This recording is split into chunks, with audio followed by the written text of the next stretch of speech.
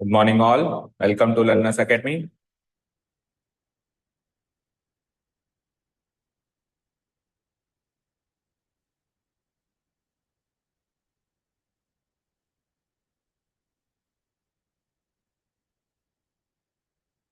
So, in yesterday's class, we completed exercise number 1.2. In completion, all the questions have been completed. The topic was checking injectivity, surjectivity, and bijectivity of many functions. Fine. The third and the last topic is composition of functions and invertible function in the chapter. और उसमें भी अगर अपन दो अलग अलग topic मान लें तो फिर composition of functions the third topic, invertible function the fourth topic. ठीक है. The point is that these two topics are interconnected. तो ये सीखेंगे और ये सीखते ही हैंड टू हैंड स्टार्ट हो जाएगा इन्वर्टिबिलिटी भी. कंपोजिशन खत्म होगा, invertibility end to end start हो जाएगा. तभी वो साथ में लिखा होगा, because these two topics are interconnected. इसको इसके बिना नहीं पढ़ाया जा सकता, इसको इसके बिना नहीं पढ़ाया जा सकता. राइट.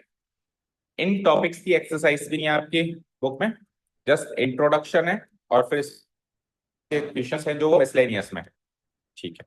अच्छा जी, अब एक और चीज सुनिए जो हमने पहले सीखा, इंजेक्टिविटी, सर्जेक्टिविटी एंड बाइजेक्टिविटी इस ऑफ द फंक्शंस. इस टॉपिक से रिलेटेड एक टॉपिक हम एक्स्ट्रा सीखेंगे वहां जाने से पहले. कंपोजिशन ऑफ फंक्शंस पर जाने से पहले हम एक टॉपिक एक्स्ट्रा में सीखेंगे. ठीक है.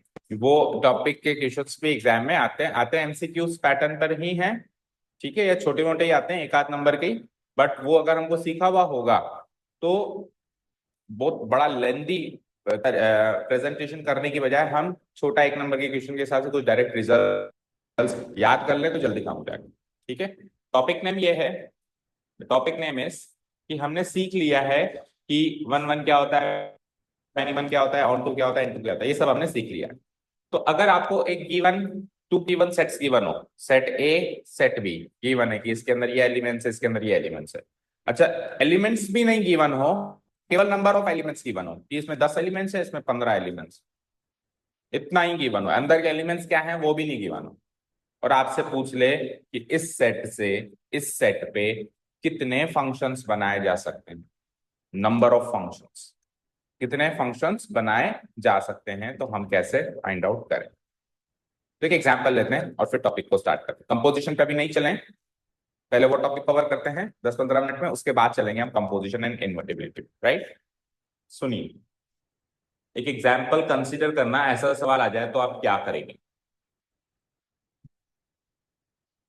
मैंने कहा पहले छोटे एग्जाम्पल से स्टार्ट करते.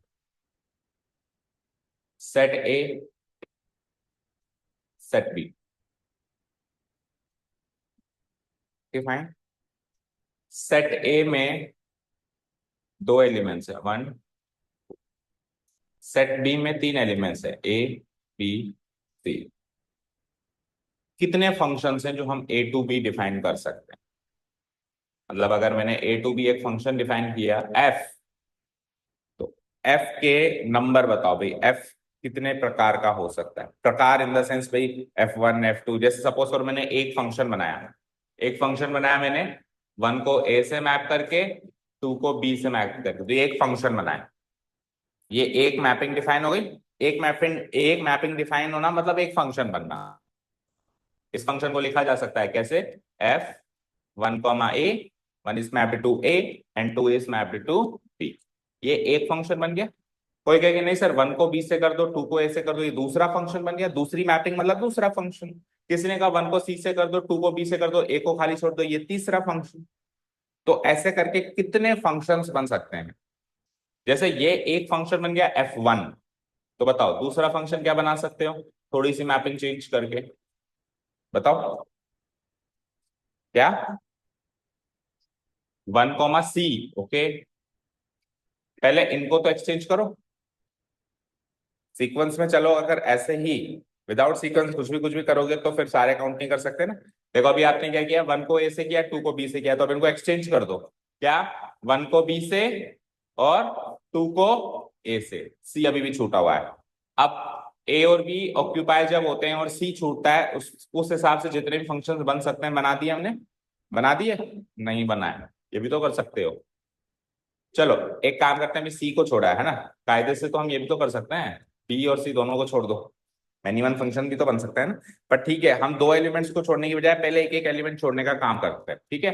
तो एक एलिमेंट हमने सी छोड़ा था, अब की बार सी ना छोड़ के हम क्या छोड़ देते हैं, डी छोड़ देते हैं, ठीक है। F3 में, F3 में हम क्या करते हैं, बी छोड़ देते हैं, तो बी छोड़ दो, तो अब टू की मैपिंग सी से कर दो, तो फंक्शन क्या बना बताना, 1, A 2, C।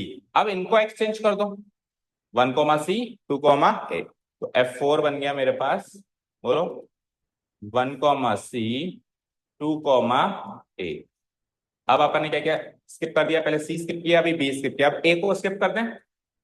ए को स्किप करने का मतलब है वन को किससे मैप करना पड़ेगा, बी से मैप करना पड़ेगा, सो ये हो जाएगा F5। बोलो F5 क्या बनेगा, 1, B एंड 2, C। अब इनको एक्सचेंज कर दो F6 में, बोलो 1 किससे मैप होगा, सी से, एंड 2 किससे मैप होगा, बी से। फाइन। अब एक एक एलिमेंट छोड़ने का काम तो हो गया, अब दो दो एलिमेंट छोड़ते हैं, दो दो एलिमेंट छोड़ते हैं, दैट मीन्स पहले बी और सी, पहले चलो ए और बी छोड़ देते हैं, तो वन को भी सी से ही मैप करना पड़ेगा हमको, एनी वन फंक्शन बनाना पड़ेगा। बताओ क्या बनेगा F7, बोलो 1, C, आगे बोलो 2, C। सिमिलरली फिर दोनों को ए से कर दो, और फिर सिमिलरली दोनों को बी से कर दो। F8 क्या बनेगा बताओ, 1, B, आगे बोलो 2, B। और एक F9 क्या बनेगा ये बताओ, 1, A एंड व्हाट 2, A। इसके अलावा और कोई बन सकता हो तो बताओ। ऐसे तो कर नहीं सकते, पहले दो दो छोड़े, फिर एक एक छोड़ा, अब तीनों ही छोड़ दो, ऐसे तो कर नहीं सकते, तीनों ही छोड़ देंगे तो फिर मैप ही नहीं होगा, मैप ही नहीं होगा तो ये डोमेन के अनऑक्यूपाई रह जाएंगे, डोमेन के अनऑक्यूपाई नहीं रहने चाहिए, जैसे को डोमेन में अनऑक्यूपाई रह जाए। अच्छा, इन फंक्शंस में कुछ फंक्शंस वन वन है, कुछ फंक्शंस हमने मैनी वन बनाया, बनाया ना, ठीक है। और हालांकि सारे के सारे इन टू हैं, ऑन टू में से एक भी नहीं है। बताओ ऑन टू है क्या कोई, और इन ऑन टू, हाँ ऑन टू है क्या कोई, ऑन टू एक भी नहीं है, सारे के सारे in-टू है, क्योंकि हर बार कोई ना कोई वहां पे छूट रहा है, ऐसा कभी भी नहीं हुआ कि तीनों के तीनों एलिमेंट को डोमेन में ऑक्यूपाई है, ठीक है। तो डिफरेंट डिफरेंट कैटेगरीज के 9 फंक्शंस बन गए। अब ये आपको बना के देखने पड़े, सवाल है एक नंबर का कि कितने बन सकते हैं, क्या सवाल है, कितने बन सकते हैं। तो आप क्या ऐसे देख देख के ऐसे बनाने बैठेंगे एक नंबर के लिए, तो कोई एक डायरेक्ट तरीका हमारे पास होना चाहिए, जिससे मैं कोई फॉर्मूला मिल जाए, कोई शॉर्ट ट्रिक मिल जाए, जिससे मैं फटाफट से कर लूं, क्योंकि ऐसा सवाल जब भी आता है कि कितने फंक्शंस पॉसिबल हैं ए टू बी, तो एमसीक्यू पैटर्न का आता है मोस्ट प्रोबेबली, तो एमसीक्यू पैटर्न में वैसे भी 4 ऑप्शंस होंगे कि 8 फंक्शंस पॉसिबल हैं, कोई कहेगा 6 फंक्शंस पॉसिबल हैं, कोई कहेगा 7 फंक्शंस पॉसिबल हैं, तो वो 4 ऑप्शंस ही तो होंगे।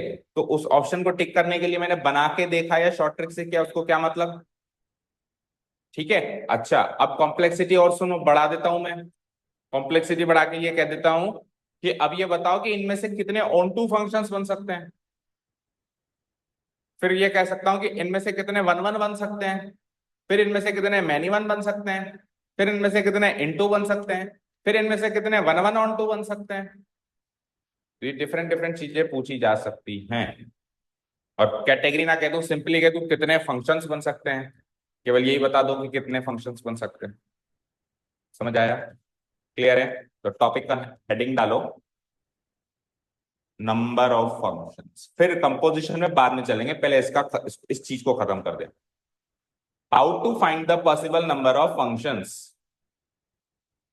How to find the possible number of functions.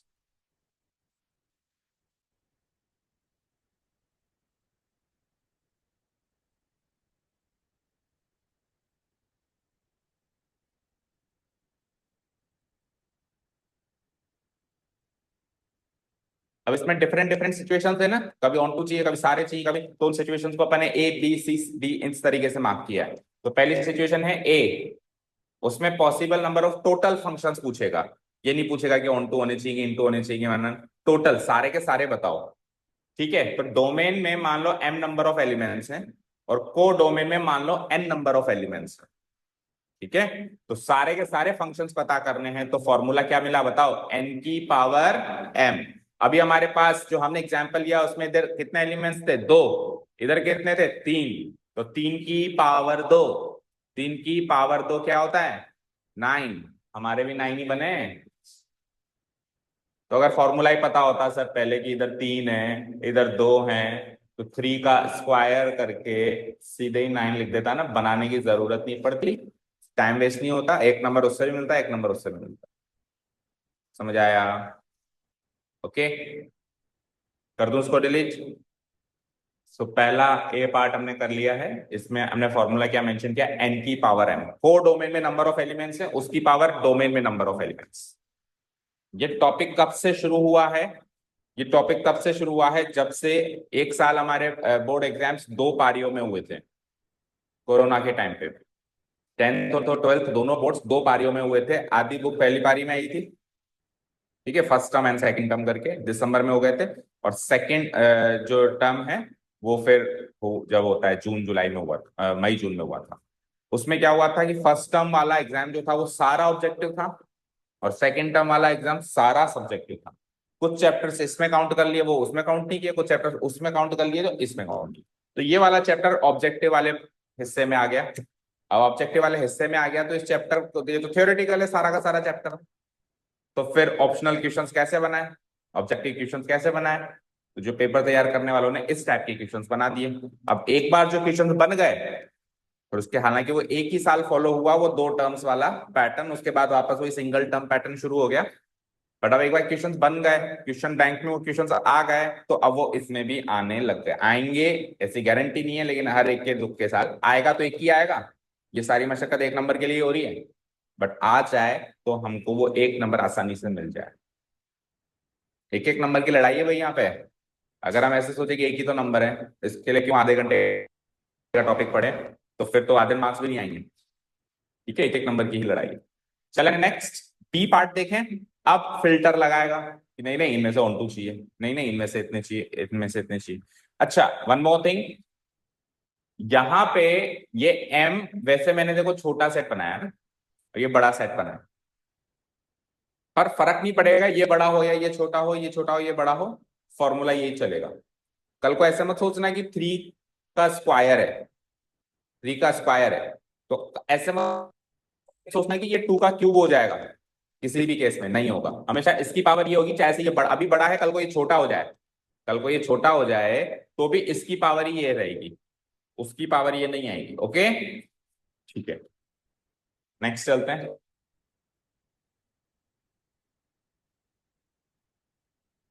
D part है, possible number of one one functions. अब इंजेक्टिविटी पास करते हुए कितने फंक्शंस बन सकते हैं, इंजेक्टिविटी पास करते हुए कितने फंक्शंस बन सकते हैं।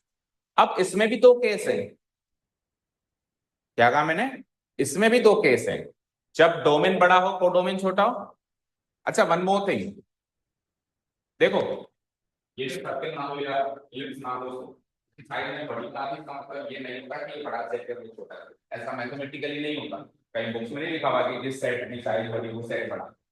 पर आपको अच्छे से टॉपिक समझ में आया, इसलिए हम ये पिक्चोरियल रिप्रेजेंटेशन करेंगे, साइड में बड़ा मतलब कि इनका एन छोटा है एन बड़ा, बट ये ऑथेंटिक नहीं है ना। कल को आपको एग्जाम में किसी सेट को बड़ा छोटा दिखाना तो साइज बड़ी छोटी मत कर देना, है ना।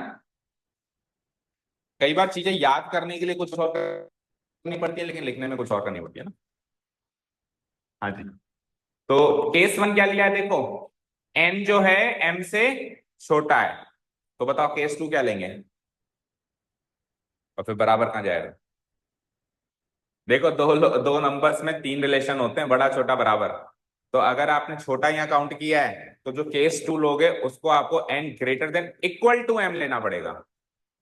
इक्वालिटी भी तो दोनों में से किसी एक में तो लोगे, कि दोनों में ही नहीं लोगे, फिर एन इक्वल टू एम आ गया, फिर तीसरा उसमें क्या करोगे, क्या फॉर्मूला लगाओगे, राइट।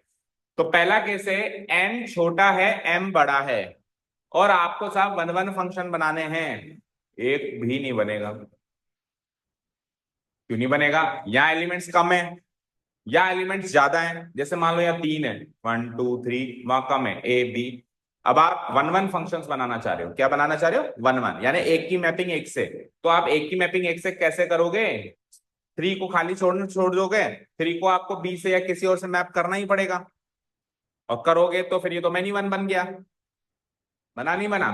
तो नंबर ऑफ फंक्शंस कितने पॉसिबल हैं, one one function, number of functions नहीं, one one. Number of functions तो वही सेम चलेगा, इसकी पावर ये, कोई भी छोटा कोई भी बड़ा कोई भी बराबर, उस वाले ए पार्ट में कोई मैटर नहीं करता कोई बड़ा है छोटा बड़ा, लेकिन इंजेक्टिविटी पास करते हुए आपको नंबर ऑफ फंक्शंस बनाने हैं, तो आपको एन छोटा है एम बड़ा है, इसको आपको ये चीज मैटर करेगी, तो आपको चेक करना है पहले, राइट। तो if n is less than m then the total number of functions will be zero. Case two क्या बनेगा, जब n is greater than equal to n, बनाओ case two. m is greater than equal to n, अरे onto पे आ गए क्या, एक मिनट रुको, एक ये है केस टू है ना, n is greater than equal to m, इसका फिगर आप ये बना देना,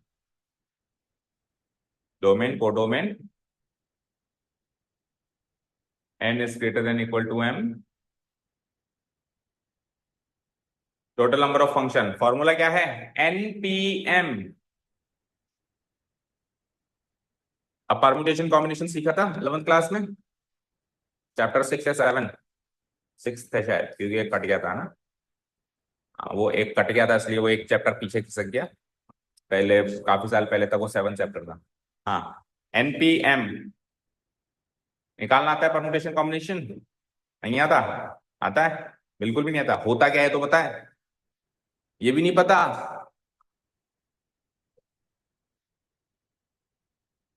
नंबर ऑफ परम्यूटेशंस का मतलब होता है नंबर ऑफ अरेंजमेंट्स।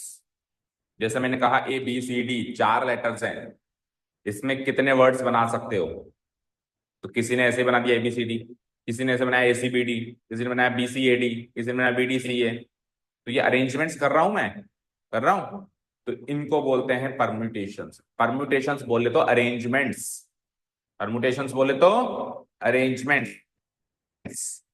ठीक है।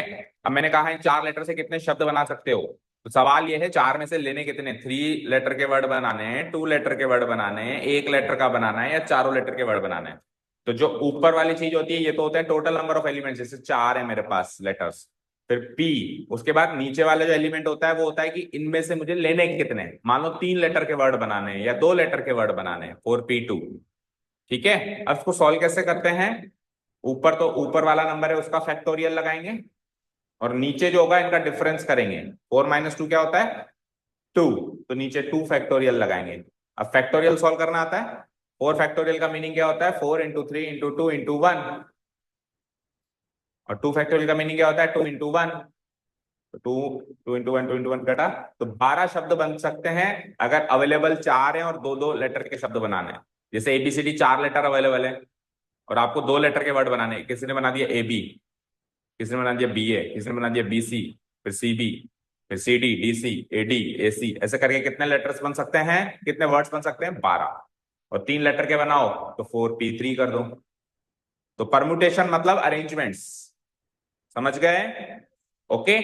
तो फॉर्मूला क्या है एनपीएम, यानी एन क्या है यहाँ पे कोडोमेन के नंबर ऑफ एलिमेंट्स, और एम क्या है वहां पे डोमेन के नंबर ऑफ एलिमेंट्स। अब की बार ये बड़ा है या फिर बराबर है, जब ये छोटा हो जाएगा तो एक भी नहीं बनेगा। क्यों नहीं बनेगा, ध्यान से सुनो। सपोज करो यहां पे ये n है 7 और ये है 5, तो मैंने कहा कितने इंजेक्टिव फंक्शंस बना सकते हो, आप कहोगे सर 7p5, ऐसे ही कहोगे, ऐसे ही कहोगे 7p5, लेकिन उल्टा होता, यहां होते 7 और यहां होते 5, तो आप ये वाला नीचे वाला फॉर्मूला लगाते, तो क्या लगाते 5p7, ये तो डिफाइंड ही नहीं है। 5 में से 7 लेटर्स का अरेंजमेंट कैसे बनाओगे, 7 में से 5 के बना सकते हो ना। तो याद करने के लिए ये भी याद रख सकते हो कि आप हमेशा कोडोमेन से डोमेन में बनाओ। अब कोडोमेन अगर छोटा है तो जो आप परमुटेशन का नोटेशन लिखोगे वो ही इनवैलिड हो जाएगा, तो वैसे ही आंसर 0 आ जाना है। इनमें से वैलिड तो यही है ना बस, हाँ बराबर भी वैलिड है, अगर 7p7 करे तो भी वैलिड है, तो बराबरी वाला केस भी इसमें लिया है फिर। समझ गए क्या, सॉल्व भी कर दोगे। जैसे मैंने कहा इसमें नंबर ऑफ एलिमेंट, चलो सॉल्व करके बताओ। इसमें नंबर ऑफ एलिमेंट्स है 6, और इसमें नंबर ऑफ एलिमेंट्स हैं 2। कितने इंजेक्टिव फंक्शंस बना सकते हो, रफली सॉल्व करके बताओ। कर लिया?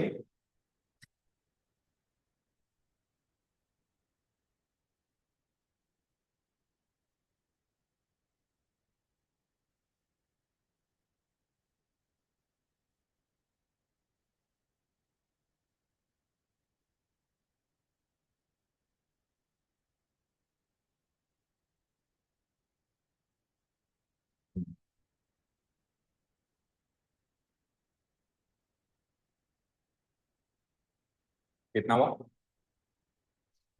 धनेश कब का? ज्यादा आ रहा है। क्या किया आपने? 6p2।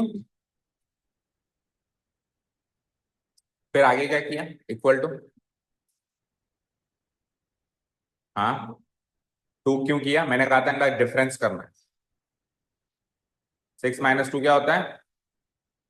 अब 6 फैक्टोरियल को एक्सपैंड करेंगे तो 6 × 5 × 4 फैक्टोरियल लिख सकते हैं। नीचे 4 फैक्टोरियल है, इसे ये गया। 6 × 5 = 30। ठीक है। तो आप ये फॉर्मूला नहीं पूछा, परमुटेशन लगाना भूल गए, मतलब आप परमुटेशन के लॉजिक्स भूल गए। तो बेटा अगर 11th क्लास के कॉन्सेप्ट्स वीक हैं तो प्रॉब्लम मुझे कुछ नहीं है, बट अब आपको ज्यादा मेहनत करनी पड़ेगी। फॉर एग्जाम्पल मैंने आपको बोला कि बेटा आपके अभी प्रोबेबिलिटी में जाएंगे, वहां तो धमाधम परमुटेशन कॉम्बिनेशन है सारा, इस बार तो प्रोबेबिलिटी में। ठीक है। तो अब जब अपन उन चैप्टर्स की तरफ बढ़ेंगे और आपको ये टॉपिक्स क्लियर नहीं है तो फिर मैं आपको एक्स्ट्रा वर्क दूंगा, मैं आपको कोई वीडियो दूंगा 11th क्लास की कि बेटा ये रिवाइज करके आओ, वो करके आनी पड़ेगी। नहीं आता, it's not a problem, but अब उसको भरपाई तो आपको ही करनी है और कोई नहीं आके कर सकता, क्योंकि 12th क्लास में आके 11th क्लास में समझाने से रहे। ठीक है, चलें आगे। हम्म। अब आ जाओ। तो ये हो गया इंजेक्टिविटी पास करके, दोनों केस ले लिया अपन ने। अब सी है सर्जेक्टिविटी पास करें। सी पार्ट डालो, possible number of surjective functions. इसमें भी वही दो केस बनेंगे, ये छोटा ये बड़ा, ये छोटा ये बड़ा।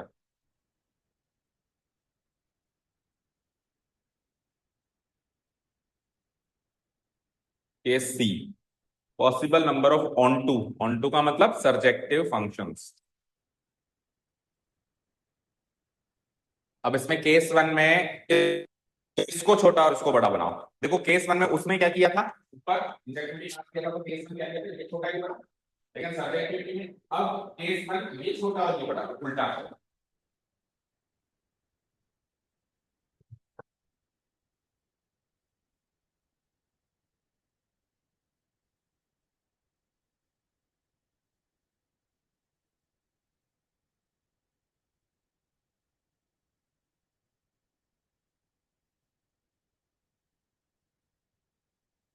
कर लिया? कर लिया? हाँ जी। तो अब अगर सर्जेक्टिव फंक्शन में ये बड़ा है ये छोटा है, तो कुछ भी कर लो वहां छूटेगा। कुछ भी करके आप ऐसा कर सकते हो, सपोज करो यहाँ 3 एलिमेंट्स हैं ABC, और यहाँ 2 एलिमेंट्स है 1 2। तो आपको बनाना है सर्जेक्टिव। सर्जेक्टिव मतलब सारे ऑक्यूपाई होने चाहिए, एक भी ना छूटे। तो सारे ऑक्यूपाई करवा सकते हो, मान लो 1 को A से किया, 2 को B से किया, अब C को कैसे ऑक्यूपाई कराओगे? ऐसे तो कर ही नहीं सकते ना, ये तो अलाउड ही नहीं है, फंक्शन ही नहीं होगा ये। तो सर्जेक्टिव बन ही नहीं पाएगा एक भी फंक्शन, तो answer is number of surjective function 0। अब देखो इंजेक्टिविटी के लिए जब ये छोटा था तब नंबर ऑफ फंक्शन 0 बने थे, सर्जेक्टिविटी के लिए जब ये छोटा है तब नंबर ऑफ फंक्शन 0 बने हैं, उल्टा है। ठीक है, तो इसका आंसर हो जाएगा number of, total number of possible onto function 0। लिखो।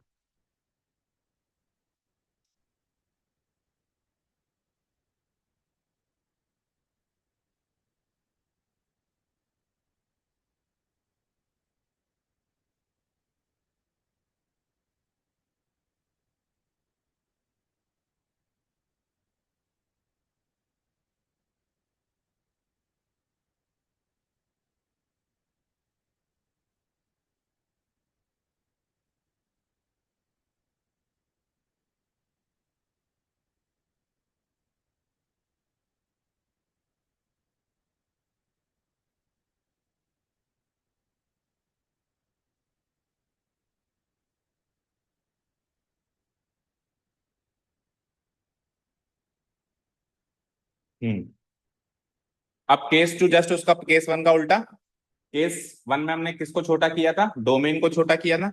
तो केस टू में अब को डोमेन छोटी हो गई और बराबरी वाला केस भी इसी में ले लिया ना, M is greater than equal to N. Simple सा लॉजिक है। पहले क्या था, M is less than N, तो M is less than N का उल्टा केस ये बनेगा, M is greater than equal to N. अब इसमें जो हमारे पास फॉर्मूला है वो बड़ा भयानक है। तो अब तक तो जो हम फॉर्मूले सीख रहे थे वो लॉजिक से सीख रहे थे कि देखो ये छोटा है तो अपन ने मैपिंग भी करके देखी, देखो ये से हुआ नंबर ऑफ फंक्शन जीरो। लेकिन इसमें अपन लॉजिक से नहीं सीखेंगे, क्योंकि लॉजिक से सीखेंगे तो उसके पीछे का रिसर्च वर्क बहुत बड़ा है। इतना हमारे पास टाइम नहीं है। हमको तो पूछेगा कितने फंक्शन बनेंगे, फॉर्मूला लगाएंगे, आंसर निकालेंगे, बात खत्म। वो फॉर्मूला कैसे बना, उसका डेरिवेशन कैसे, उसके पीछे का क्या रिसर्च वर्क था, वो हमको हमारा सब्जेक्ट मैटर नहीं है। इनफैक्ट टॉपिक ही नहीं है बुक में, तो हम वैसे भी एक्स्ट्रा सीख रहे हैं, राइट। तो फॉर्मूला दे दें, फॉर्मूला एक बार आप लिखो, फॉर्मूला अप्लाई करना फिर मैं बताता हूँ क्या कैसे अप्लाई होगा ना। This is the formula, total number of possible onto functions. इसको मैं रीड करके बता देता हूँ एक बार। इसको बोलते हैं समेशन या सिग्मा। समेशन बोलते हैं, वैसे सिग्मा कम बोलते हैं। समेशन माइनस वन की power N minus R, N C R, R की power M, where R varies from one to N. चलो लिखो एक बार।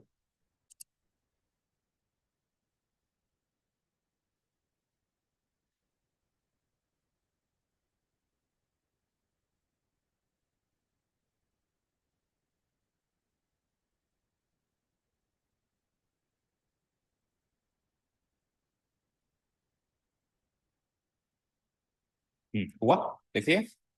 अब इस फॉर्मूले को समझने के लिए ये समझना पड़ेगा कि समेशन नोटेशन का मतलब क्या होता है, इस साइन का मतलब क्या होता है। किस किस को पता है, पता है, देखा है कभी ये साइन, कहाँ पे देखा है, किसमें, फिजिक्स में भी होता है। तो फिर तो मीनिंग बताओ ना चाहिए। अच्छा, इवन क्लास 10th में भी आ गया था ये साइन, तो स्टेटिस्टिक्स वाले चैप्टर में आया था ना। तो मीनिंग तो पता होना चाहिए एटलीस्ट, बताओ क्या मीनिंग है, इसका मतलब क्या होता है, क्या।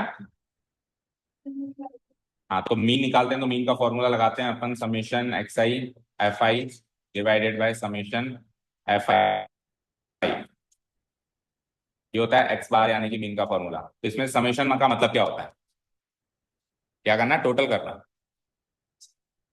एक्स आई और एफ आई वाले कॉलम का टोटल करना। और इसका मतलब क्या होता है, एफ आई वाले कॉलम का टोटल करना। ठीक है, यही मीनिंग होता है। यानी समेशन का मतलब होता है सम करना, नाम से ही तो पता चल रहा है समेशन। तो साइन को बोलते हैं समेशन, टोटल लगाना। अब टोटल कैसे लगाएं, तो इस ये तो भयानक फॉर्मूला है, तो छोटा फॉर्मूला लेके समझते हैं समेशन कैसे करते हैं, उसके बाद आएंगे इस फॉर्मूले पे अप्लाई करने, है ना। तो सपोज करो कोई भी एक फॉर्मूला बना देते हैं समेशन से। सपोज करो मैंने समेशन का फॉर्मूला बनाया, समेशन आई की वैल्यू मैंने डाल दी, क्योंकि समेशन जनरली आई में डिफाइन होता है, हालांकि यहाँ पे आर में डिफाइन है।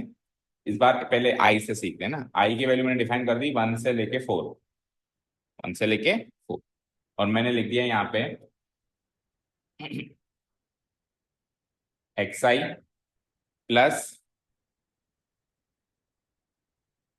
एफ आई की पावर आई।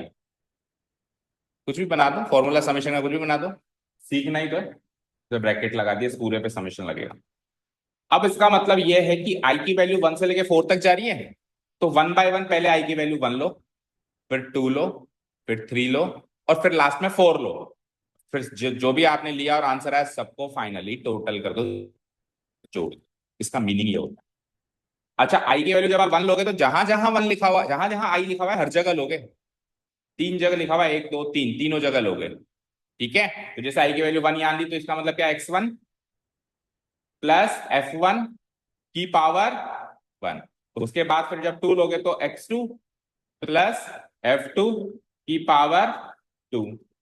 समझ आ रहा है, f2 का स्क्वायर हो गया मतलब। फिर x3 प्लस f3 की पावर 3। फिर बोलो x4 प्लस f4 की पावर 4। तो इसका जो आंसर आएगा, इसका जो आंसर आएगा, इसका जो आंसर आएगा, इसका फाइनली इसका क्या करना है, अपने को टोटल कर देना है, समेशन कर देना।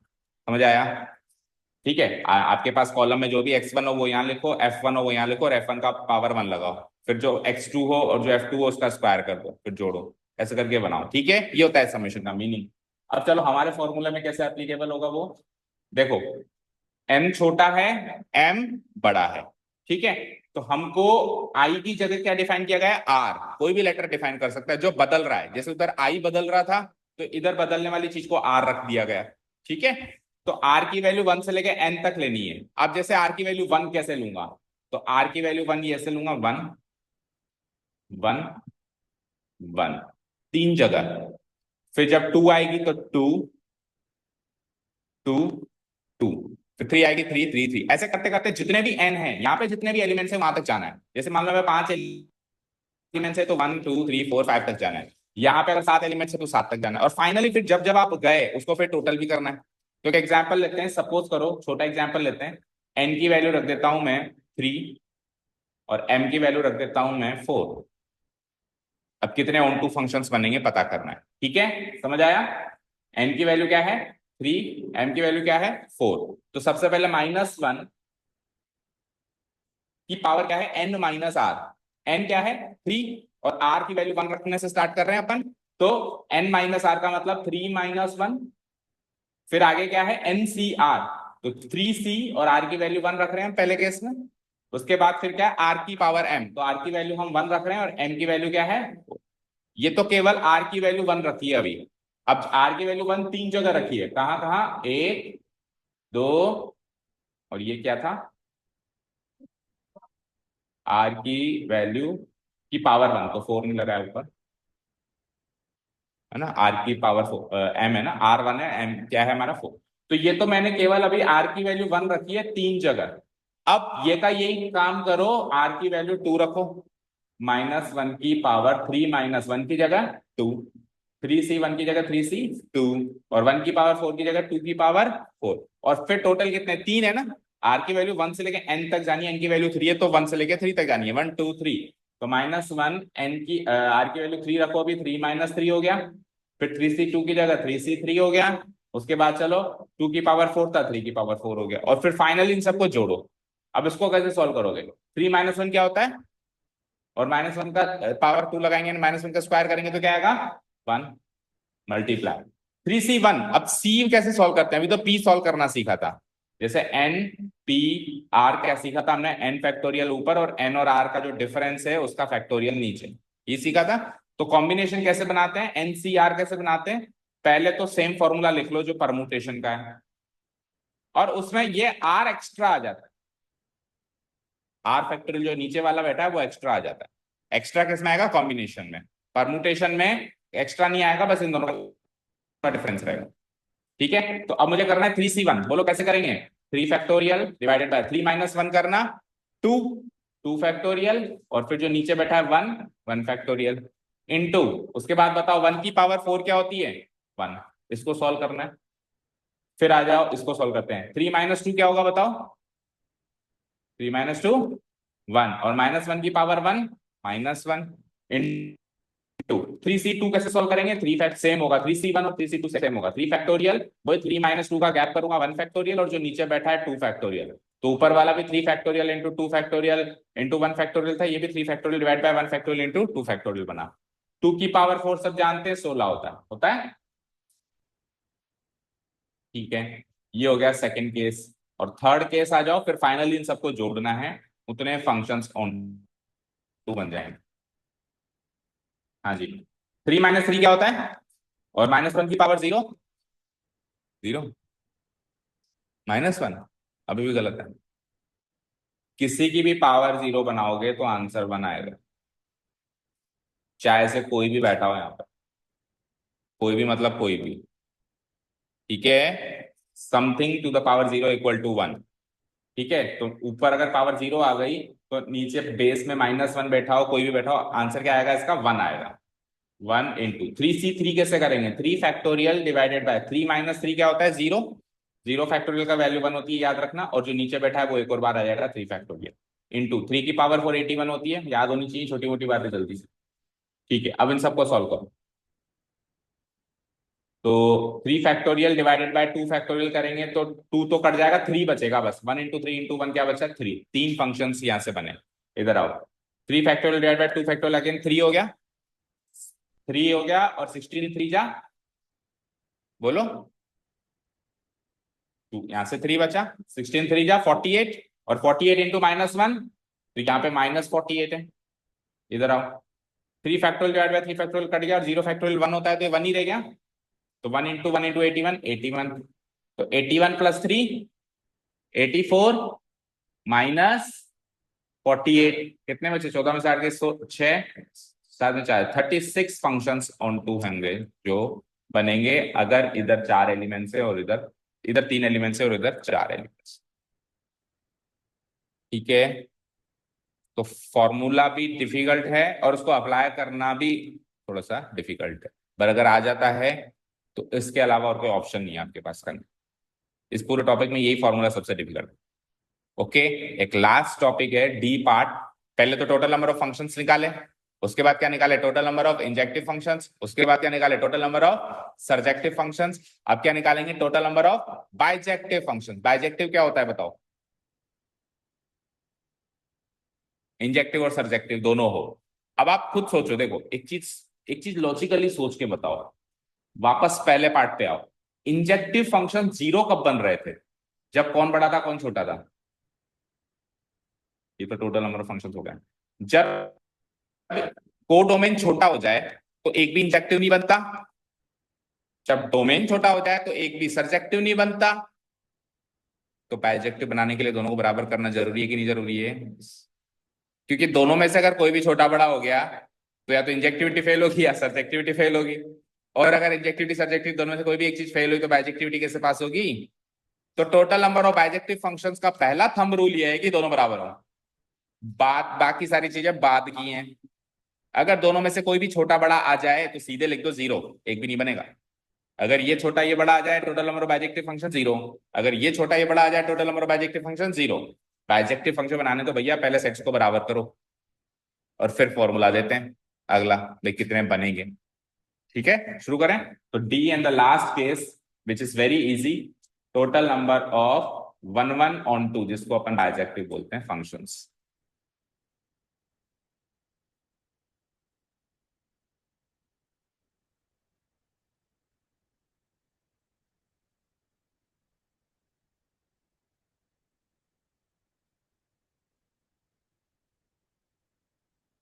तो इसमें सेम वही फॉर्मूला लगेगा जो बी पार्ट के सेकंड केस का फॉर्मूला है। एनपीएम लगाया था अपन ने, total number of injective functions का फॉर्मूला लगाया था जब कोडोमेन बड़ा था और डोमेन छोटा था, सेकंड वाले केस में वही सेम फॉर्मूला है। बस फर्क ये है कि उसमें यहाँ पे लेटर एम यूज हो रहा था, उसमें लेटर यहाँ पे एम यूज हो रहा था, तो आंसर क्या आया था, एनपीएम। अभी लेटर दोनों जगह एन है, क्यों है दोनों जगह लेटर एन, क्योंकि दोनों सेट्स में number of equal number of elements हैं, तो एम की जगह एन रिप्लेस कर दें तो जो एनपीएम था वो एनपीएन बन गया। अच्छा, एनपीएन को सॉल्व करोगे तो एन फैक्टोरियल मिलता है, तो चाहो तो आप ये ना याद करके सीधे एन फैक्टोरियल भी याद रख सकते हो। जैसे मान लो दोनों में 7 7 एलिमेंट्स हैं तो 7 फैक्टोरियल नंबर ऑफ फंक्शंस बनेंगे bijective. 7 into 6 into 5 into 4 into 3 into 2 into 1 करके देखना पड़ेगा, राइट। ठीक है, एनपीएन को सॉल्व करना चाहो तो देखो ऊपर क्या आता है, एन फैक्टोरियल, नीचे क्या आता है, इन दोनों का डिफरेंस, तो एन माइनस एन क्या होता है, 0 फैक्टोरियल, और 0 फैक्टोरियल की वैल्यू क्या होती है, 1, तो एन फैक्टोरियल डिवाइडेड बाय 1 क्या बना, एन फैक्टोरियल। कैसे भी याद रख लो, और ये हमारा पे केस खत्म होता है। ठीक है, तो देखा जाए तो 1 2, और फॉर्मूला के हिसाब से तो 3 ही फॉर्मूला है, बाकी तो कहीं 0 बन रहा है, कहीं क्या बन रहा है। देखो एक फॉर्मूला हमने सीखा था जिसमें ये इसकी पावर बन जाती है, मान लो ये एम हो तो एन की पावर एम, वो फॉर्मूला किसका है, टोटल नंबर ऑफ फंक्शंस निकालने में। एक फॉर्मूला हमने ये देखा, जब ये एन पी एम, मान लो ये एम है तो एन पी एम हो जाएगा। ये फॉर्मूला कब चलेगा, दो जगह चलेगा, एक तो total number of injective functions जब ये बड़ा हो ये छोटा हो, और एक total number of bijective functions में भी यही चलेगा, क्योंकि इसमें बस एम की जगह एन रिप्लेस हो जाएगा, तो फॉर्मूला तो वही चला ना, डिफरेंट फॉर्मूला तो है नहीं। और एक फॉर्मूला वो सब्जेक्टिविटी वाला बड़ा है, बाकी तो सब केसेस में 0 0 आंसर आ रहा है। फॉर्मूला वाइज देखें तो 3 ही फॉर्मूला है पूरे टॉपिक। ओके, ये टॉपिक यहाँ पे होता है खत्म। इसके सवाल आपको एक्स्ट्रा में मिलेंगे, शायद कोई एक आध मिसलेनियस में मिल जाए तो मिल जाए, नहीं तो जब आप एक्स्ट्रा क्वेश्चन सॉल्व करोगे किसी और बुक से तो वहां पे इसके सवाल आपको मिल जाएंगे, और मोस्ट प्रोबेबली बोर्ड्स में भी मिल सकते हैं।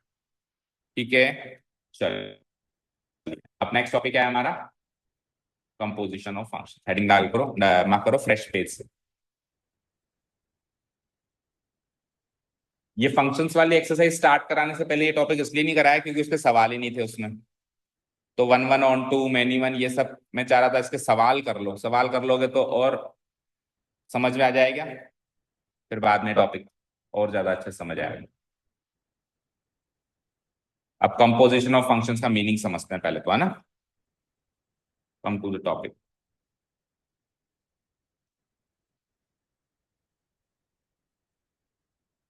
पहले केवल इतने पार्ट का मीनिंग समझेंगे। इन्वर्टिबिलिटी को बिल्कुल एक बार अभी साइड में भूल जाओ, ऐसे मान में टॉपिक ही नहीं है ना।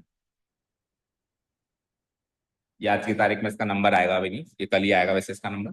कंपोजिशन भी शायद पूरा आज नहीं हो पाएगा। ठीक है, तो पहले केवल इस पार्ट पे फोकस करो और ध्यान से समझो कि कंपोजिशन का मीनिंग क्या है। तो वैसे अगर मैथ्स को भूल जाए तो जनरली कंपोजिशन का मीनिंग क्या होता है। मैंने कहा इनका कंपोजिशन करो, तो क्या करने के लिए कह रहा हूं मैं। आप केमिस्ट्री में भी तो वर्ड सुनते होंगे, ये कंपोजिशन करते हैं दो केमिकल्स का, किसी लिक्विड का, किसी में कंपोजिशन बनाते हैं। म्यूजिक इंडस्ट्री में कहते हैं इसका कंपोजिशन बनाओ, कंपोज करो म्यूजिक, है ना, कहते हैं ना, सारे गामा पावे बंगड़ा कंपोज करके दिखाओ। मिश्रण करना, क्या करना, मिश्रण करना। कंपोजिशन का मीनिंग क्या होता है, कोई भी प्रोडक्ट लेते हैं खाने पीने की चीजें, तो पीछे उसका कंपोजिशन लिखा रहता है, इतना प्रोटीन है, इतना ये है, इतना विटामिन है, इतना शुगर है। ठीक है, तो कंपोजिशन मतलब मिश्रण क्या यूज किया है वो लिखा रहता है। तो फंक्शंस का कंपोजिशन करना है यानी मिश्रण करना है। अब फंक्शंस का कंपोजिशन ऐसा नहीं है कि मैंने कहा, अब देखो सरल सी भाषा में बात करें तो हम ये भी कह सकते हैं फंक्शंस को जोड़ना है, कंपोजिशन करना है। जैसे मैंने कहा कि शुगर और इसका हल्दी का कंपोजिशन करो, तो मतलब दोनों को जोड़ के बनाओ कुछ, मीनिंग कहीं ना कहीं तो वही निकल के आया ना भाई, दोनों का मिश्रण करो, दोनों को जोड़ के बनाओ कुछ। तो इधर फंक्शंस का कंपोजिशन करने का मतलब ये मत समझ लेना कि फंक्शंस को जोड़ दो। बोलने में तो यही आएगा जोड़ो, लेकिन एक्चुअली जोड़ना नहीं है। जैसे मैंने कहा कि एफ एक्स और जी एक्स दो फंक्शंस हैं, f x and g x दो फंक्शन है, इसका कंपोजिशन बनाओ। तो ऐसे मत कर देना sir f x plus g x, आपने तो कहा भाई जोड़ दो, आप ही ने तो कहा भाई जोड़ दो। अगर ऐसे जोड़ने के लिए कहना होता तो मैं कहता सम करो, ऐड करो। मैंने कहा कंपोज करो, तो कंपोज करने वाला जोड़ना ये वाला जोड़ना नहीं होता। तो फिर क्या जोड़ना है एक्चुअली वो बताओ। कंपोजिशन का मतलब होता है फंक्शंस को नहीं जोड़ना, फंक्शंस की फंक्शनिंग को जोड़ना है। फंक्शंस की वो काम क्या करते हैं इस काम को जोड़ना है। ठीक है, जैसे मैंने कहा करण, कौन सा गेम खेलते हो आप, Karan is a nice football player. ठीक है, फिर करण का एक दोस्त कोई वो आता, उसका नाम क्या था, आज क्यों नहीं आया वो, आज क्यों नहीं आया, क्रिश।